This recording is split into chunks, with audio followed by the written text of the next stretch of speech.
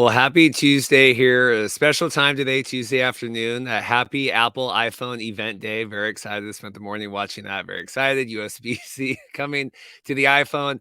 Crazy world of sports right now. Probably not the most top of mind, the CFL right now with everything going on with Monday Night Football, but we have made a commitment every week. We're going to do this. We have Jason Hussey here. And Evan, how are we doing, guys? Doing great, Reid. Exciting weekend of football with the CFL triple header on Saturday, and of course the NFL starting up this weekend. So I think we have a lot to talk about CFL wise this week. Yeah, Evan, how are you doing? It's been a roller coaster of emotions for sports and football fans here the last 24 hours.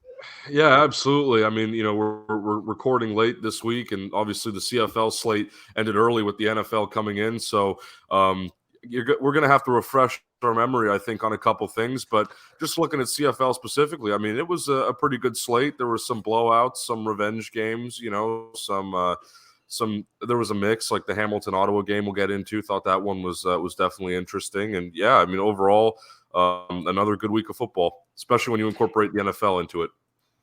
Yeah, it's crazy now. A lot of football, it definitely feels like a distant memory. We've had a lot of, the Jets need to sign Nathan Rourke right now. The Jets need to call Nathan Rourke.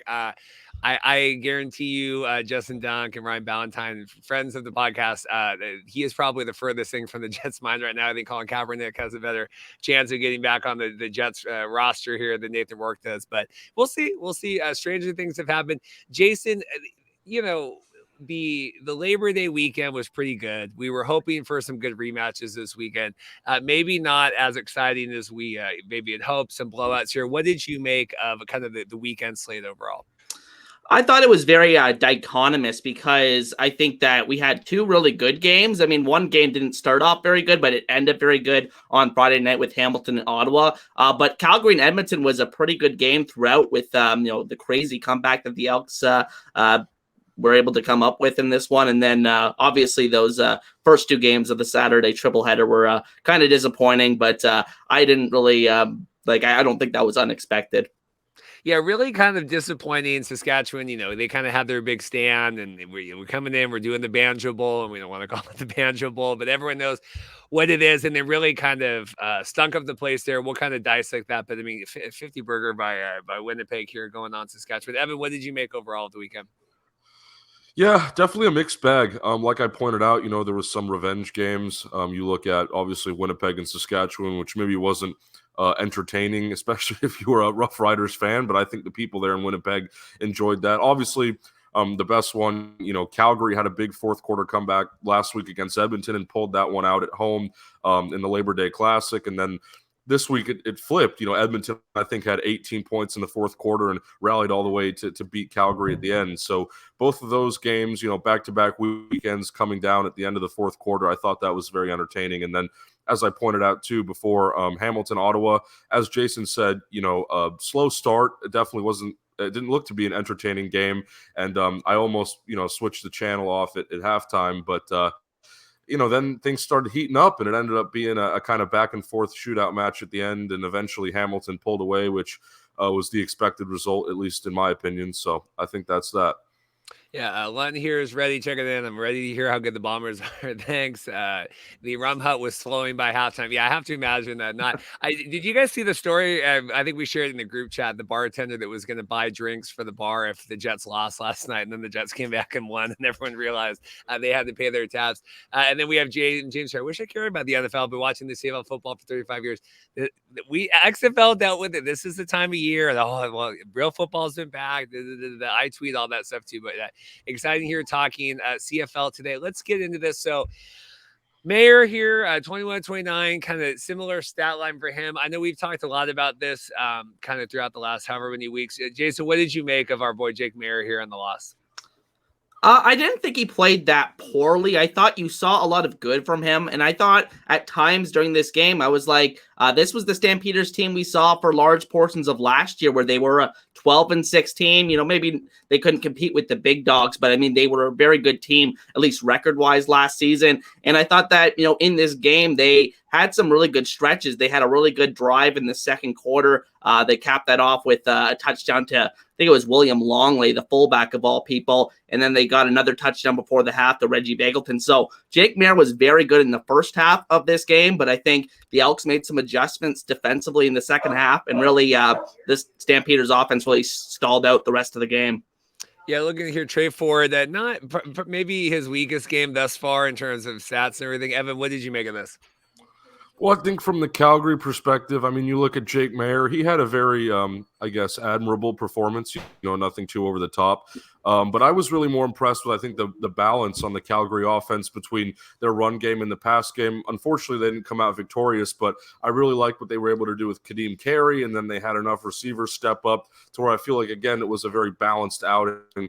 And we haven't seen a lot of that from them this year. I think we've described their offense many times as being one-dimensional in a way, where they can only, they're only doing certain things, and a lot of those things don't involve, big plays or chunk yardage or anything like that.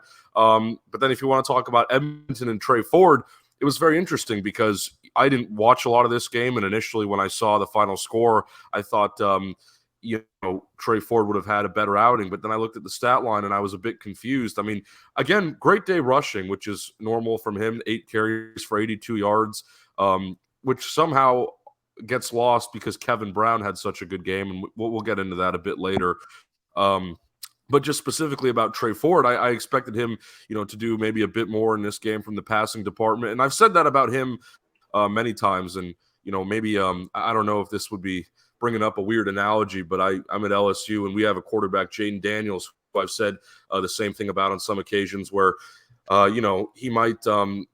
We always praise him for his rushing ability and his ability to get through defenders. He's very shifty, but sometimes when it comes to passing, there's a bit that needs to improve. And again, both of these guys are still very good quarterbacks. That's what's most important. We've made jokes about the Lamar running back joke was a thing for years, and we've moved on from that. But my point here being, ultimately the quarterback's job more than anything is to throw the ball effectively, even though there are a lot of great two-way players, like I've just mentioned, Trey Ford here, and then who I compared him to, Jaden Daniels here at LSU. A lot of good two-way players, but ultimately from him, I think Trey Ford, this game, it almost brought me back down to earth a bit, where I'm like, okay, he still has a bit of work to do in that department. Now, again, doesn't mean he's a bad quarterback, but that might get overshadowed just because the Elks won. But again, I don't want to take anything away from their win and their ultimate performance.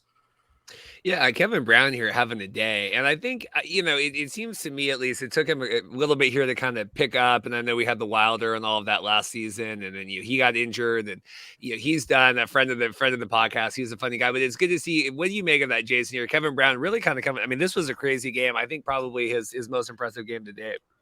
Yeah, I think the best thing to happen to Kevin Brown was Trey Ford being inserted into this lineup, because now the defense has to account for Trey Ford, and that's opened up running lanes, especially inside for Kevin Brown. That first touchdown of the game, he went right up the middle for, I think a 45-yard touchdown. So, I mean, I think Kevin Brown, has arguably the best home run hitting ability of any running back in the CFL. And we've seen that, especially the last couple of weeks, or even dating back a couple of weeks more to that game against Winnipeg, where he had that big run to open that game. So, I mean, he's been incredibly impressive. And the Elks just incredibly impressive how far they've came from just a few short weeks. I mean, they've gone from a team that lost 22 consecutive games at home with several blown leads in those losses, mind you, to a team that just overcame a 16-point fourth quarter deficit to win consecutive home games. So there has to be some positive momentum, even though the Elks are probably pretty far out of the playoff race at this point.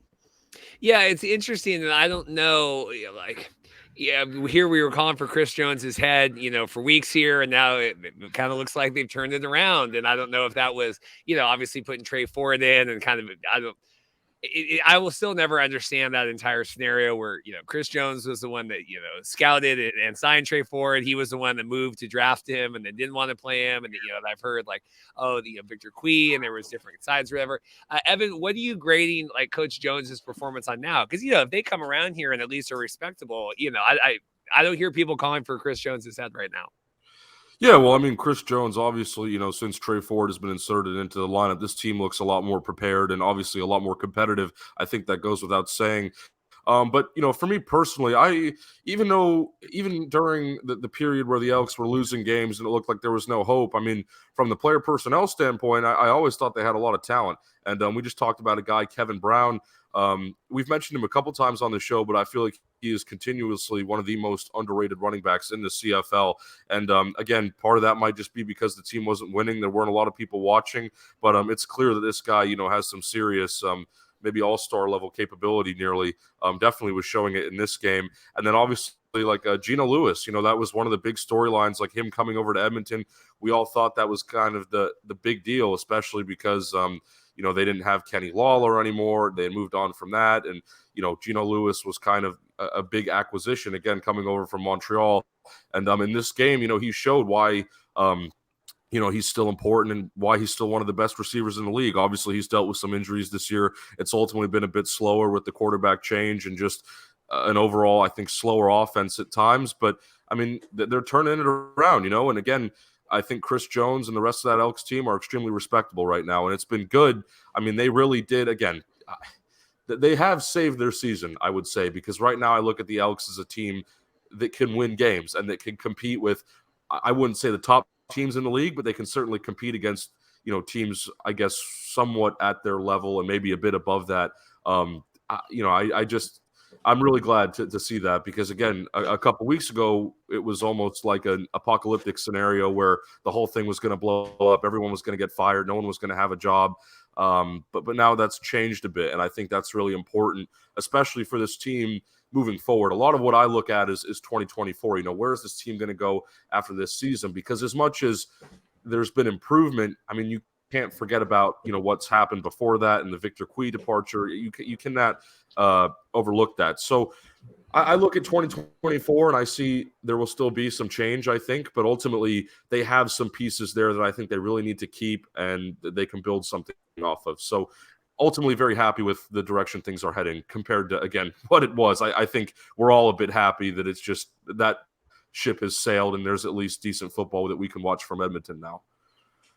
To me, and I agree with you. Like, to me, I can see Edmonton, and I can see them progressing here and growing. I don't know what to make of Calgary, and I haven't this entire season. And in 1 week they're good, and 1 week they're bad. I mean, we were hoping for a little bit more separation here in the standings. Obviously, with them splitting the home and home. Like, Jason, you know what I'm saying? Like, I still don't know who Calgary is here, and we're week 14. Yeah, I think they're the most baffling team in the CFL so far this season. And I think that the best way that I could put it is that they lack composure out there, especially late in games. They've been in a lot of close games this year where they've just kind of, lost their composure and they haven't been able to close games out, whether that be offensively and many times defensively as well. So I think back, if they just win one or two of those games, I think back to that game they played Dustin Crum against Ottawa earlier this year. They win one of those games or one or two of those games this season, they're in a completely different situation right now. And I feel like their season could be in a different place. So I think it's quite baffling how they've been so far this season.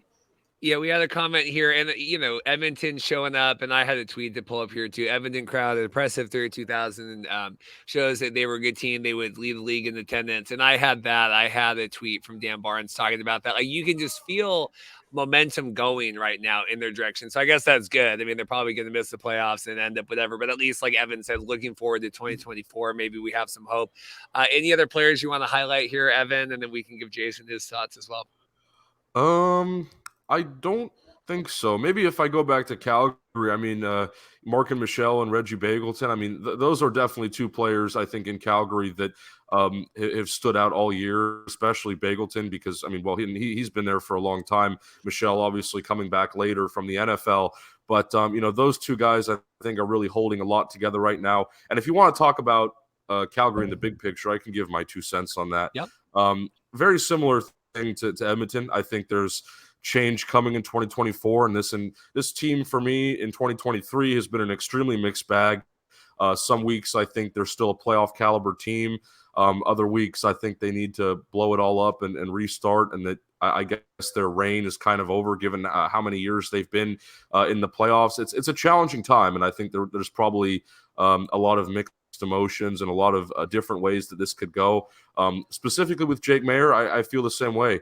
I was really excited, when he came into this season having full reign because Bo Levi was gone. I had been waiting on that for a long time. I've always talked about, Jake Maier was one of the first guys I really dove deeply into with the CFL. And he had an opportunity this year to take over the team and be the quarterback. And so far, mixed bag. Some weeks, like I saw him live this year in BC, and, that game, it looked like he could have been benched. And then there's other weeks where, he's dialing it up for 300, 350 yards, whatever, 3 touchdowns. And you think, geez, there's a lot to work with there. So, again, depending on, what happens when it comes to personnel and coaching, that might decide, where Jake Maier is moving forward or what happens to him, what his position becomes. But, Calgary, there's a lot of question marks there too. They're definitely not safe just because they've been well off in the past. I mean, football is a business. It only really matters what you do now. Yeah, great. Calgary was in the playoffs for X many years before this, but one bad season can really change the tide of things, especially when, as Jason mentioned, had you won 1 or 2 more games, and they've been in so many close games this year, again, the other part of me feels like this team could, almost have a winning record. They could be, a 7-win team as opposed to a 4-win team. And that would really, I think, change the outlook of things. So I don't know. Again, it's a complex issue for the Calgary Edmonton matchup intrigues me. Both of those have intrigued me the past 2 weekends, just because I feel like there's so many different directions in where those teams could go. I mean, you look at, it's such a different scenario compared to obviously like a Toronto or, Winnipeg, where you're not going to change anything and everything just kind of works out as usual. But anything can happen. That's the bottom line. Yeah, I mean, the CFL season's long. I think the Elks have just dug themselves too big of a hole here at this point. Jason, any other players you want to highlight on this before we move on? I think I'm good for players I want to highlight, but I think that it's interesting because Edmonton travels to Saskatchewan next week. Obviously, 2 really close games between those 2 teams earlier this season. I am going to be taking Edmonton to win that game, spoiler alert. And I think for Calgary, their season's basically on life support after this loss, mainly because Hamilton's picked up a couple of, I wouldn't say an unexpected victory this week against Ottawa, but a couple of weeks ago against BC, Hamilton has 1 or 2 more victories than you would have expected at this point. I think Calgary was really banking on that, and I think that the path forward for them to get into the playoffs is almost impossible at this point. Although I think a lot of things have to happen for them to get back into it. Well, and it's certainly going here on the bye week doesn't help next week as well. In terms of kind of getting momentum, I guess, rework kind of whatever, but yeah, it does feel like they're going to kind of be the last man kind of looking out. I have the standings here, but I don't know. We'll see. I like I said, we were hoping for a little bit more separation there and kind of getting an identity of one of these teams. Moving on. This was, what was it? Was it last week or the week before where Caleros threw like 6 interceptions and then 2 of them were pick sixes and they still won the game? I mean, here to throw 5 touchdowns, very impressive day, very impressive working day for Blue Bombers. Probably the best game, statistically Caleros has had in a long time. We'll go first to Evan here. 50 burger against Saskatchewan at home. I mean, the Riders just didn't show up. Yeah, Saskatchewan looked shell-shocked early, I think is the term I'll use. And Winnipeg, they're one of those teams where, again, I always talk about, even if this team has a fluke or a bad day, as they did against Saskatchewan in the Labor Day Classic, they had a tight loss. And it was just, I think that, gave them motivation, obviously, to go back and play Saskatchewan in Winnipeg, the week after in the Banjo Bowl.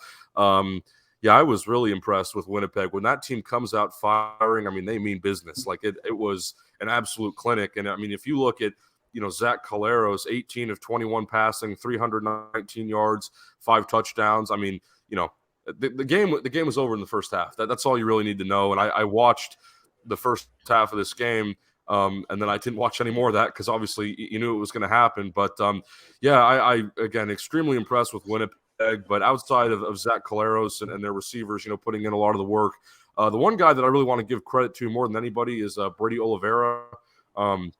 We've obviously discussed him on the show at some point this season, but I feel like I haven't given him enough credit. He's really been carrying the rock, and again, I think maybe we're just kind of used to it now, so we're a bit more quiet.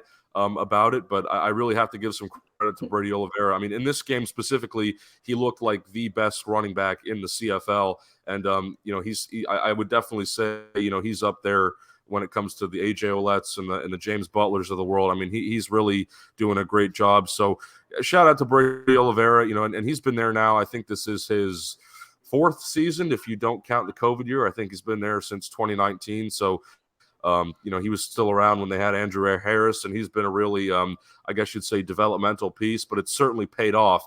And, obviously in this game, I can't imagine how much it hurt for Saskatchewan, but the other guy too, I mean, Dalton Schoen, who was one of the top receivers in the league last year. I mean, not slowing down at all. 5 catches, 104 yards, 3 touchdowns, and I think all those were in the first half as well. You just couldn't stop them. You just couldn't stop them. And Winnipeg, after they scored the first, I'd say maybe 2 or 3 touchdowns, I knew that the game was going to end up like this, and that there was no looking back. I mean, I'm surprised, Saskatchewan. The fact that game was 3-0 with a Saskatchewan lead at one point early in the first was incredible to me. I mean, Winnipeg really just they when they get hot, they get really hot, and I think this was the best reminder of it that we've had in quite some time. So I'll leave it at that. Yeah, I had put up here Eddie Steele, friend of the show. Great Elks comeback tonight, but the story of the day is this: Winnipeg takes things very personally. They embarrass the Roughriders the way that's quite possibly hard to do in pro football, flat out. Jason, what did you make of those comments and then the game? Well, I mean, I just think the Bombers are just a team that has that championship makeup and that ability to respond to, tough games. And I think that I can't think of the last time that this team's lost consecutive games. I mean, you have to go back. I think they said until 2019, they were saying on the broadcast when Zach Claris wasn't even there, the last time they lost consecutive games. So, I mean, they just have such a tough mentality as a team. And I mean, this game is just not unexpected for me. I think that going into this one, I thought Winnipeg would probably bounce back in a big way. Didn't think it was going to be 51-6, but at the same time, I thought that Winnipeg would come out and make a statement in this one. And I thought that, the Riders defense was just overwhelmed by that matchup against those Winnipeg receivers. Lawler and Schoen, just such a combination. And then Oliveira really doing his thing. We have a really good competition for most outstanding Canadian in the CFL this year with Betts and Oliveira. I think it's going to be really interesting to see what player takes hold of that down the stretch. But Oliveira, if he keeps on putting up performances like this, he could be in the MOP conversation as well. So I think that's basically all I have to say for this game. Rain just rolled in here. I'm sitting outside of this beautiful day. So hopefully, I'm under an umbrella. So hopefully it doesn't get too crazy here, but we might have to relocate the Mark house inside here. We'll see what's going on. Our dog just ran in. Yeah. Winnipeg has, like we said, that run it up ability here, and certainly, coming in, and we know the divisional rivalry and kind of all of that stuff, but really remarkable. And I don't know, I can't get to beat up Saskatchewan either. I mean, I know they had the comeback last week and won, the Labor Day game, but it doesn't feel like they're built to, come back from what is this, 20. I mean, this game was over halftime. I mean, they're down, what is it, 30? I can't even do the math here. Craziness. Evan, in terms of our boy Delagala, what did you make of him here in the first half? And at least they had a chance. Well, I mean, the commentators were saying it's kind of hard to get a feel of what Jake Dolegala, did in that game because he just wasn't on the field that much. They had a lot of 3-and-outs, and Winnipeg just kept scoring, and there just wasn't really a whole lot of opportunities for him. So, I mean, he was able to still get the ball out a couple times and finished with a respectable completion percentage, but as you can obviously see, barely any yards and didn't find the end zone. Yeah, really just not much there. And I mean, you could say that about the entire Saskatchewan team on both sides of the football. When you're only scoring 6 points and the game is over by halftime, I mean, there's really just not a lot to discuss. I mean, just look at that graphic there. I mean, everything, is Winnipeg pretty much, except for, I guess, what is that? Losses? The team, yeah. Team losses. So as you can tell, I mean, that's what that graphic pretty much defines what domination means in a football game. In terms of the rivalry here, Jason, I mean, we're 50-50 over the weekend, between the two weekends, but I would certainly say that Winnipeg came out of the home and home looking a little bit better. What did you make of that, just the divisional rivalry of it? Oh, I think Saskatchewan's probably happy that they were even able to steal one of these games. I mean, I think it's going to be interesting to see how they respond going forward, because I think this kind of reminds me of how Ottawa was earlier this season. They had the two dramatic victories against Winnipeg and Calgary, and then they've slid ever since then. Will Saskatchewan have a slump after this game? We'll have to see if they kind of got exposed by Winnipeg in this one, and if they kind of go on a slide of their own here.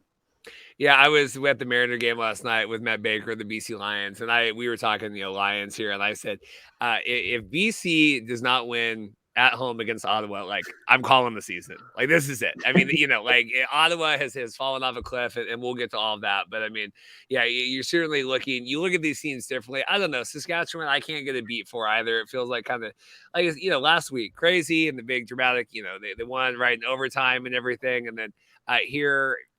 I don't know. To me, it's still kind of the same old Rough Riders. Evan, any other thoughts on this one?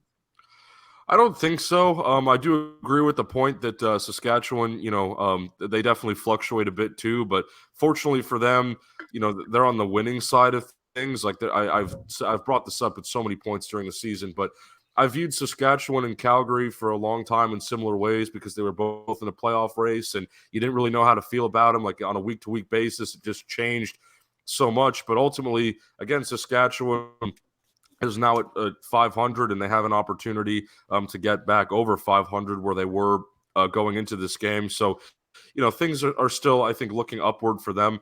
Jake Dolegala has really improved in a short amount of time. I know there were some questions around him too, but clearly I think he's the better option than Mason Fine. And I had a hunch that was always the case even before he really got onto the field. Dolegala I'm talking about. But yeah, I mean, ultimately Saskatchewan just, I don't know. Yeah, I mean, when you lose 51-6, it's kind of hard to take away positives from that. But I do think that, this is far from the end of the road for them, obviously. Man, it is really right now. I'm trying to scoot over here. I wasn't prepared for this. I know I was looking here at the schedule, next week, obviously Saskatchewan going into Ottawa, that should be a win. We got to see here BC. I mean, they've got a couple easy games with, Ottawa at home, and then here going into Edmonton. I would like to think the BC Lions would be favored at Edmonton. So we'll kind of see how these standings shake up. But I don't know. To me, it's still going to be, I don't know. I see the semifinals, Saskatchewan comes into BC and loses the same way Calgary did last year. I mean, do you see the division shaking out differently here, Jason? I think that no, I think the standings as they are the standings that we're going to get at the end of the season. I think that Calgary's not going to be able to catch Hamilton.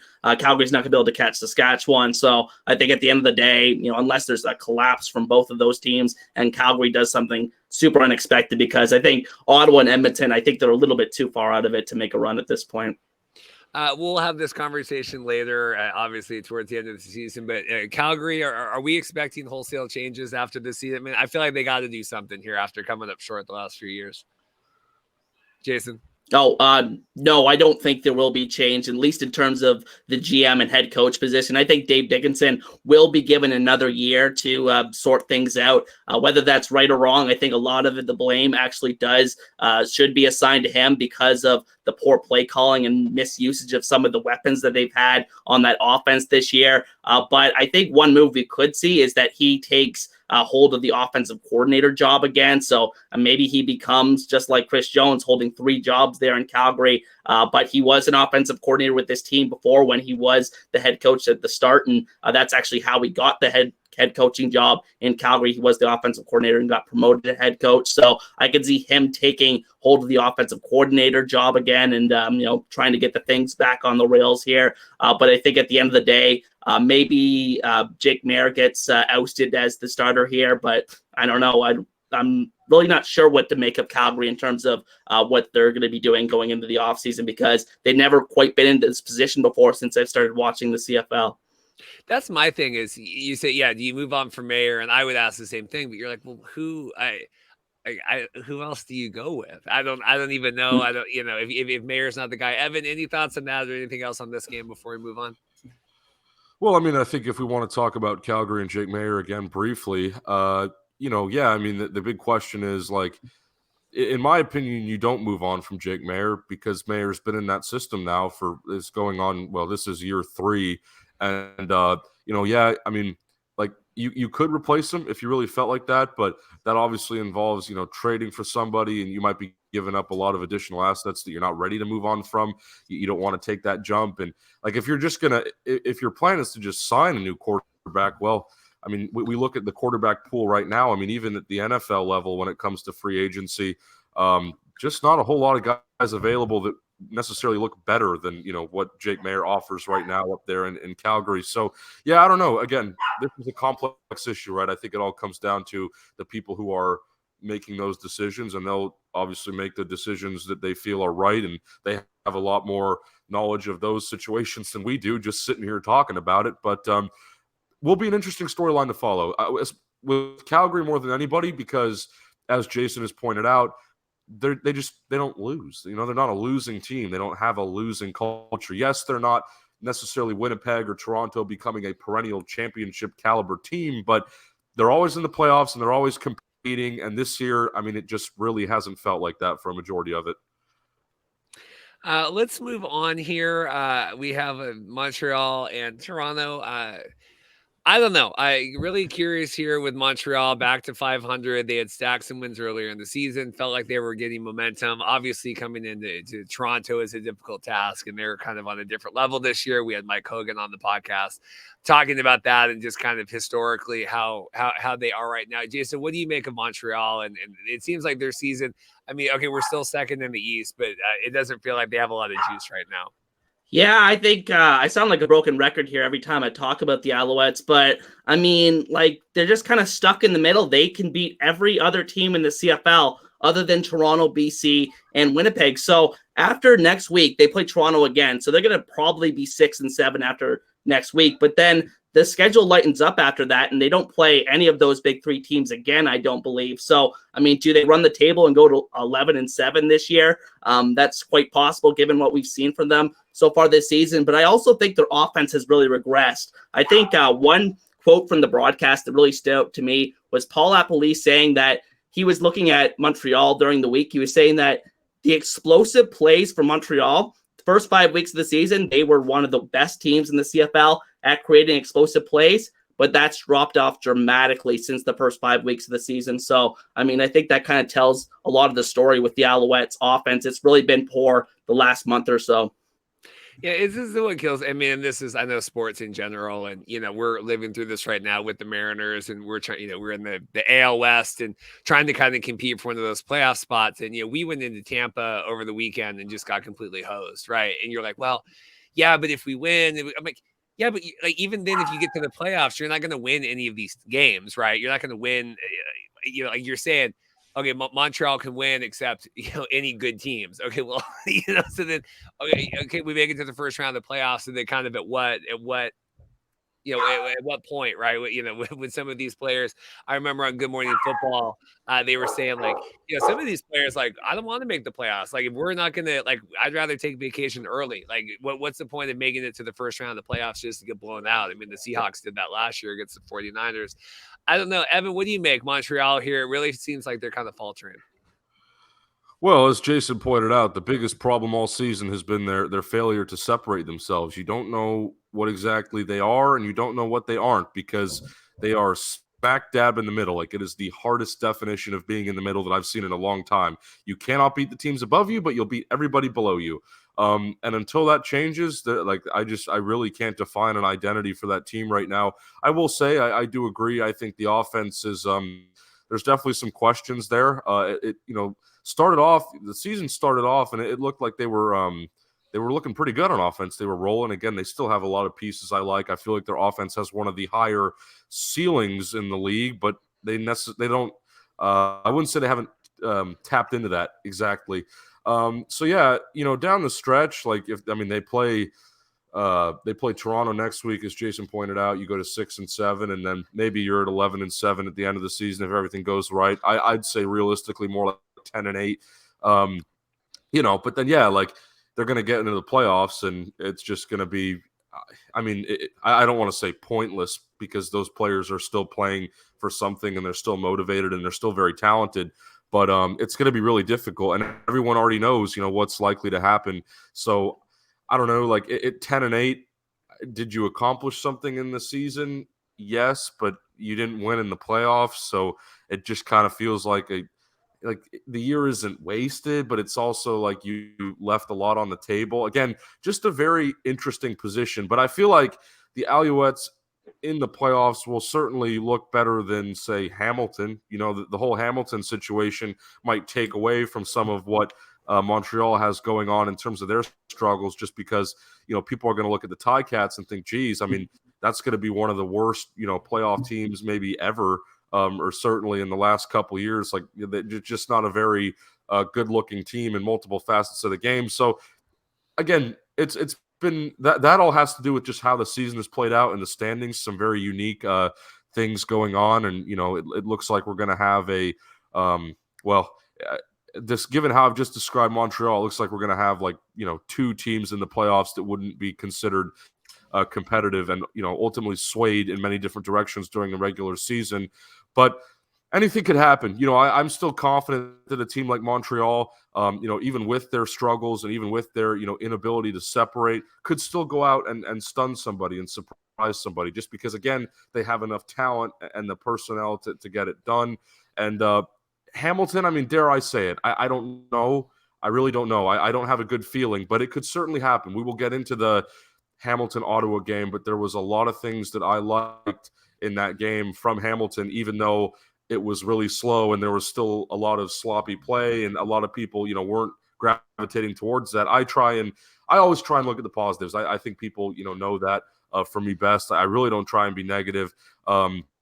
So the best way I can look at this is, Montreal, they might not necessarily have a clear path or direction, but they have enough to where, you could never rule them out. And even with Hamilton, like, it's not a good look for the league when you have a team that, hasn't performed very well in the regular season and had to make a significant coaching change, at least with one of their coordinators.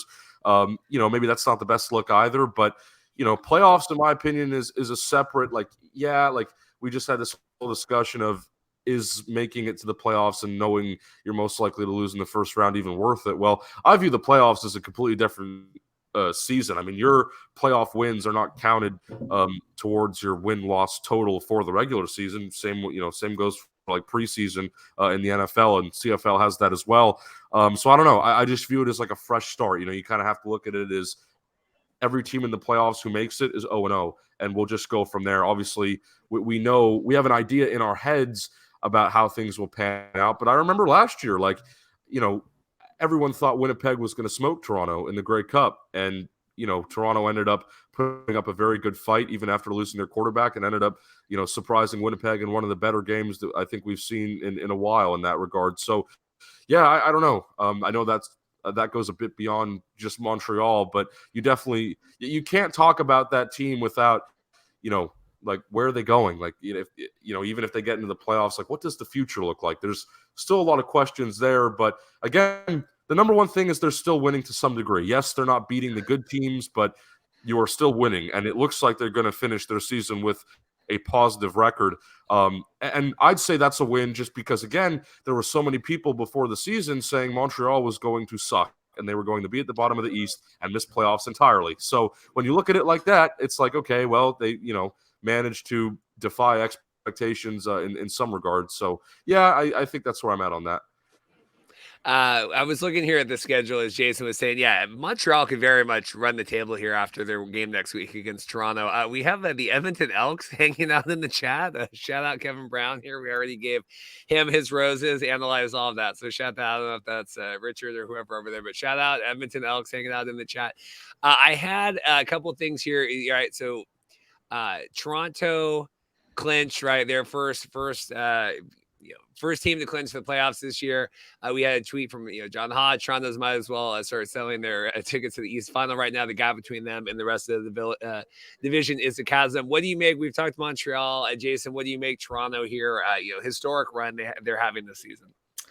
Yeah, I mean, they just slowly built a juggernaut over the last 3 seasons. I mean, it started back in 2021 because back in 2019 they had a god awful season. They finished, I believe it was 4-14, and then made wholesale changes. But then the first move was really bringing in Ryan Dinwiddie and just developing slowly. Having good seasons. I think they went 11-7 the previous 2 seasons. They're far going to surpass that this year with already a 10-1 record. And I think that, introducing Chad Kelly to this lineup has turned this team into a juggernaut. And I mean, it's not just that. They do everything in all phases of the game so well. I mean, even down to their special teams, they have excellent special teams. They have, excellent receivers. I love the way the receiving core works together, even though they may not have that true number one star guy they look for like Kenny Lawler or Dalton Schoen. But I mean, they work so well together with their different skill sets. Tavares Daniels, Cam Phillips, all those guys in there. So I think they just have a very well-rounded team. And it feels like, as it pertains to these two teams that met in the East Final last year, the gap is widening between these two teams, not getting closer. So I think that's the most concerning thing if you're Montreal, and it's a great sign if you're the Argos. The only reason I co-signed the Argonauts being good this year is Mike Mitchell just watched his starting quarterback of the Jets go down 2 minutes, 2 minutes into their drive last night. So that's okay. The Argonauts can be good this year because I think Mike Mitchell needs that for his heart. Yeah, really crazy. I thought if you guys, good viewership on the episode, I thought over the weekend, the Banjo Bowl show with Mike Hogan and everyone else. Mike obviously with the organization, but really just put into context statistically and kind of historically how impressive the Toronto has been this season, especially. Evan, what do you make of Chad Kelly? Anything else with the Argos? Because we got your thoughts on the Alouettes. Right. I mean, well, again, not much to be said with Toronto. Just we're getting used to this now, and it's similar to Winnipeg. Like when this team gets hot, they can get really hot and just roll over somebody, and they don't look back. They just have that they do have that championship pedigree now. Fortunately for them, and Chad Kelly, I think, continues to exceed everybody's expectations. It cannot be understated how quickly of a rise that he's had. I mean, this time a year ago, Chad Kelly was almost an afterthought. We were all looking at McLeod Bethel Thompson and what his future was going to look like. But now, obviously, Chad Kelly has come in and kind of he's, I guess, passed the torch on successfully, McLeod has passed the torch on successfully to Chad Kelly, and he's carrying that with pride. And yeah, I mean, again, I've said it so many times, but you just can't understate what a great story Chad Kelly is. And, there's so much football lineage, obviously, in his family. But on the personal level, everything that he went, through, and he obviously had some legal issues. And I think ultimately his character kind of kept him away from the NFL. Not the first time we've seen, I guess, an alt-league player have that scenario where, the NFL kind of kicked him out because they had an attitude or whatever. I mean, you can make that argument for, I don't know, Marquette King in the XFL, or obviously Josh Gordon involves some politics, things like that. But Chad Kelly really exceeding, defying all expectations. And, we discussed this on the show last week too, I think, but just signed a big extension, and he is their quarterback of the future. And you can tell he really enjoys playing up there. And I believe one of the clauses in that contract is, he might get more money, or there's some added incentive if he doesn't leave and go to an NFL team, to where they have to, let him go into a camp and then bring him back. So there's definitely a high level of commitment there. And I think, Toronto really wants him to stay. And despite what a lot of people also thought, I think Chad Kelly looks like he wants to stay. He's enjoying slinging the football up north of the border. And, just, again, good for him, good for the team. We will probably, I have a feeling we'll be seeing them in November there in Hamilton.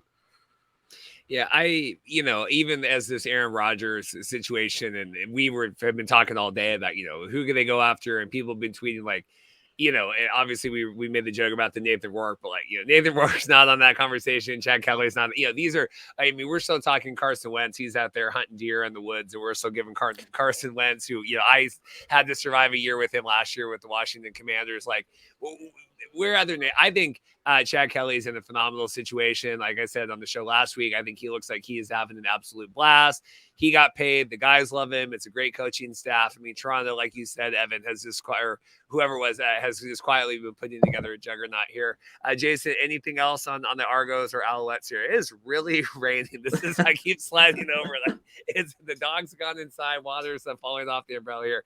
Jason, anything else from this? Yeah, I just want to shout out the Argos offensive line because I think it's an undertalked part of their team. One specific example I want to bring up because this guy has become a star for this team. Ryan Hunter, he was a guy that the Argos selected in the first round back in 2018. So they had to wait 4 years for this guy to go through his NFL opportunities. He was at Kansas City for a while, and then he was with someone else. But then he signed midway through last year, got into the starting lineup by the end of last year, and then this year has been excellent for them, and looks like to be a CFL star for years to come. So I think they've done a really good job building up that offensive line, and I think that's a big part of what they do offensively. Let's go here. Last game, I'm trying to shake water off of the umbrella here. We have Ticats going in to Ottawa. I had Tim Baines on talking about this game ahead of time. We'll go first to Jason on this one. Hamilton takes the lead. You got another victory here. How did you make of Hamilton? Well, like I was saying on last week's recap show, that I was expecting Hamilton to bounce back despite being on 3 days rest, despite Ottawa coming off a bye week. I still thought Hamilton would bounce back and beat Ottawa in this one, despite all of that. And I think that, it was a lot closer than I was expecting. Very ugly first half of this one, 6-3 in the first half, but a great second half from both offenses really came alive. I had to watch this game on demand after the fact because I was on a camping trip this weekend, but I thought it was a pretty good game when I went back and watched it. But like I said, Ottawa just cannot beat Hamilton for the life of them. This is their 10th straight loss to Hamilton. Hamilton's now swept the season series 4 years in a row against Ottawa, and I think that you're not going to get very far in the CFL if you're not going to win your divisional games, and I don't think Ottawa's won a divisional game yet this year.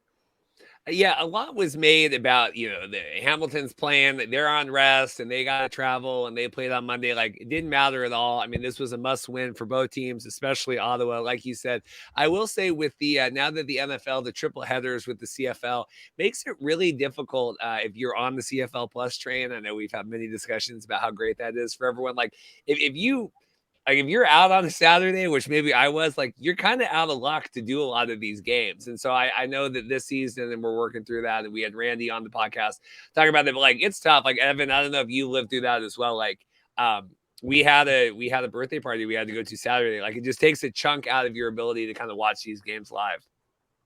Yeah, I mean, I personally have a good chunk of time on weekends usually, so I don't mind. I mean, I'll watch games in chunks. Like if it's a triple header, you watch one half, go do something else, come back, the next game will be on or whatever. I don't know. You can schedule it to where, things where you can cover all the games or at least look at them. But I understand. I mean, people have other things to do, and especially on a Saturday. I mean, I know the CFL wants to avoid NFL, with that scheduling conflict, but you're also dealing with like college football, which is equally as big here in the United States. So if you're looking at it from an international viewership perspective, you're still competing with that. And ultimately, yeah, I mean, it is easier to have like a game, kind of one day of the week starting on Thursday or Friday, whatever, or maybe 2 games max on a certain day. But yeah, triple headers could get difficult. I personally, I don't know. I kind of enjoy them just because when I have, time to kill, it's like, you can just kind of sit there all day and kind of, figure out the flow of things. And,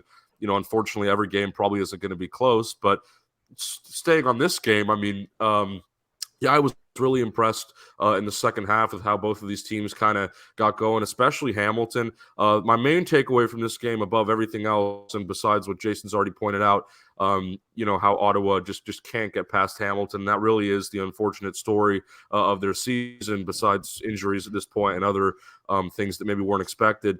The thing that I was really impressed about was just Taylor Powell. He has come such a long way since his first start or when he first appeared in a game, has really carried this team through the season, and now they're obviously in a point where they can make playoffs, even when a lot of people said they wouldn't. I said several weeks ago that Hamilton, again, had the personnel to get it done, that they had things in their favor, even if they weren't the prettiest team. And, Taylor Powell has definitely been a leader and has gotten them to that point that I projected they would be. Again, just it's really cool to see a rookie quarterback come in. And, again, we can kind of just watch him develop game by game. I mean, if you go back, to whenever he first started, I think he's improved in so many areas since then, perhaps more than any other guy in the league. I mean, I don't know, like Trey Ford, I guess, but I don't know if that really counts because he played last year and it was more of a dramatic scenario, whereas no one really even knew who Taylor Powell was going into this season. I think he was an afterthought even to the fans in Hamilton, just because there was so much attention around Levi, and then if that doesn't work out, well, you have Matt Schultz, who's a proven veteran, but obviously both of those options went quickly off the board, and now you have Taylor Powell leading the way. Dustin Crum, I guess, would be another one too in Ottawa, obviously a guy that we've been able to see develop a bit. But I feel like Powell will get more credit because he has ultimately been able to put this team in a playoff position when, to be honest, I mean, again, things a couple weeks ago looked pretty grim for Hamilton too. Like, you talking about this team in the playoffs together really didn't seem like it was going to happen. It didn't really seem possible. But just with the way, again, things have panned out, Hamilton has been able to scrape by enough, even if it's not pretty. Like, same thing in this game. They kind of got into a late shootout, but they got the job done. They got enough. And now it looks like, they can make the final push and get in. So, yeah, I was very impressed with that. Hamilton, continuing, again, Orlando Steinauer, I would never count that guy out. I really do think he has a certain pedigree, and he can really take a team that on paper really is one of the bottom teams in the CFL and propel them to this position where, they can still, again, like I've said, win games, be in a playoff position, have a decent program going on both sides of the ball. Really impressive on that front, and I think that was my main takeaway from this game overall. Remember in the preseason, our pregame, whatever it was, the pre-show for the kickoff, and I said, I bet you Bo Levi's going to come in, old guy, not work out in Hamilton. Aaron Rodgers, old guy, going to not work out in, Jets. I mean, just saying. Anyway, Jason, how are you feeling here? I feel like this is a very similar. I'm looking at the games coming up, and Hamilton does not have an easy stretch. They're playing Toronto here, and what is it? They're Winnipeg at Hamilton next week. Then they are at Toronto, and then their schedule lightens up a little bit. We got Calgary coming in, and then they're going to Saskatchewan. But same issue here. I mean, so probably going to be Ticats, Alouettes, and then them going into the buzzsaw that is the Argonauts. Like, what do you make of this playoff picture here? Well, it's nice to get a win, but when you look at it, 3 of their 5 wins this year have been against Ottawa. So I don't know how you can be happy with that as a Ticats fan. I mean, I think that, there's other things that have gone on this year, unfortunate with the quarterback injuries. But Taylor Powell is playing pretty well right now, and it's good to see him get a lot of reps because he might actually be this team's starting quarterback looking forward to next year. As you were talking about earlier, not too many great options out there if you're looking for a starting quarterback. So maybe you just develop your own and go the cheap quarterback route and kind of build a good roster around him. So, I mean, at the end of the day, I don't know. I think Hamilton is going to make the playoffs just based on the poor teams around them. I think that Calgary's not going to be able to catch them. I think if Calgary had won this week, they would have been in a much better position to potentially catch Hamilton, but now they're a full game behind. There's no tiebreaker with the crossover. They have to have a better record than Hamilton in order to get into the playoffs. Ottawa's too far behind now. I think Ottawa's completely out of it. So I think Hamilton's going to make the playoffs, but they're going to be an easy first-round exit again against Montreal, and Montreal has really taken them to school the first couple matches they've seen between those two teams this season as well. So, I mean, really don't know how to feel as a Ticats fan. I think they're going to make the playoffs, but I think it's really a disappointing season regardless. Yeah, I don't want to say it's boring or predictable, but it does feel, I'm having fun doing all these games, but it does feel like it's going to be kind of a repeat of last year here. Montreal, Toronto, BC, Winnipeg, with Saskatchewan being flipped out there for Calgary, kind of losing that home game on that. One more question to Jason, and then we'll go to Evan. Powell and Crum, are both of these teams riding with their quarterbacks next year? I know we touched Powell, but I mean, Crum, if Mazzoli's done, and I don't know, how does Ottawa address this?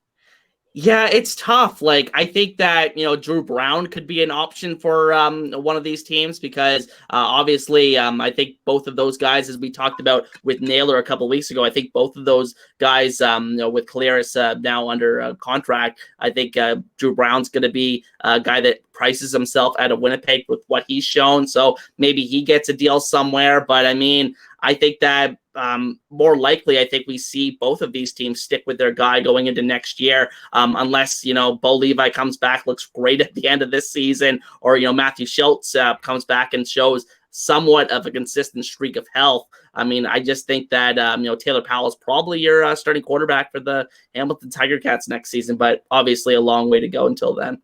Are we still awaiting Bo Levi coming back? Is that still a pipe dream here?